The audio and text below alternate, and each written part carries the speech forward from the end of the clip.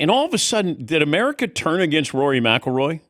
Like everybody wanted him to win the career Grand Slam. He wins at the Masters, and all of a sudden it's like, oh, Rory doesn't want to meet with the media. He's a baby. Oh, he's struggling. That happened quickly. It's like all of a sudden, let's pile on Rory. I still think he's such a good interview and he cares so much. I wish that he would meet with the media. I know it's tough to go in there and have somebody fillet you because you didn't play well. But look, you won the career Grand Slam. You're on scholarship. It just feels like there's a whole lot more going on with Rory McIlroy.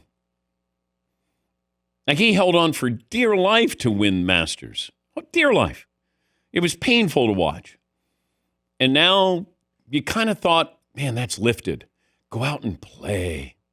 You're a father. You're out there. Now it can be fun. You could pick up the baton and be the Phil Mickelson that Phil Mickelson should have been before he went to live. You can be that golf ambassador.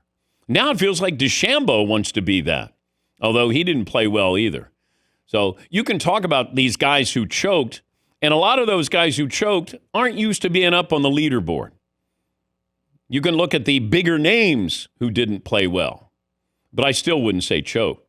Until you played that course and then you factor in the rain and you're playing in the U.S. Open, choke is a word that you won't hear me say. Not this past weekend. Yes, Tom? He's throwing his clubs around. He's losing his cool. He's smashing it into his golf bag, which almost came back and injured himself.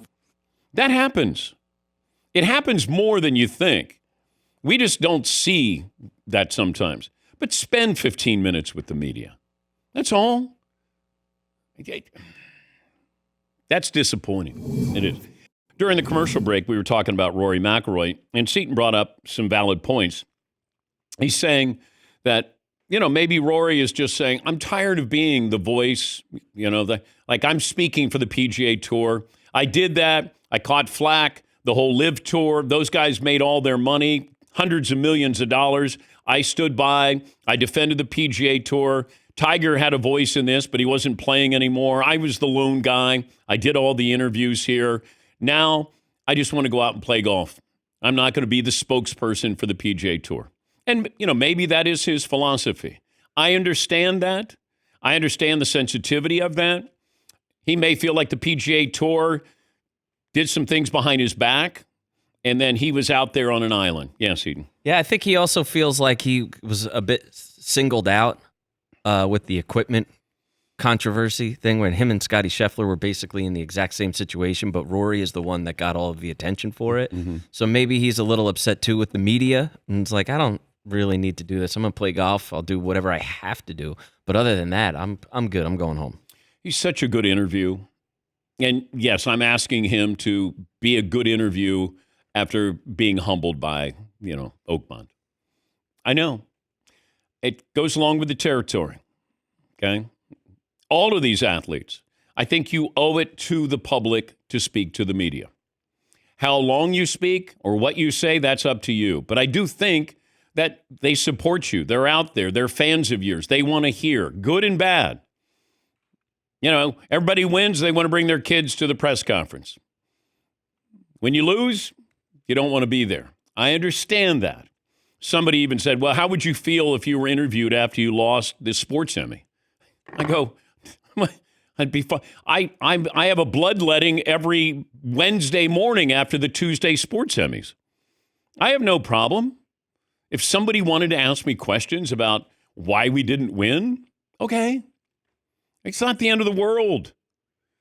It's 15 minutes. Sometimes you work harder to get out of something like that, to avoid something like that. You storm by the press. You can just have the person who's there who monitors these press conferences. 15 minutes and I'm done. She or he can even say, Rory's got 15 minutes. And that's it. So 15 minutes, share about the course. Maybe say something about J.J. Spahn.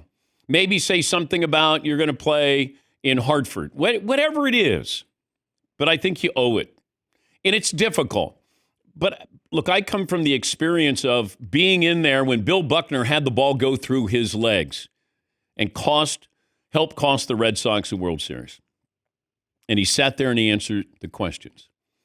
When Mitch Williams gave up the home run to Joe Carter in Toronto, that won the World Series for Toronto, Mitch Williams sat there and answered the questions. So I've seen it firsthand. And yes, is it painful? It's painful asking questions sometimes. But they answered the questions, and I always appreciated that.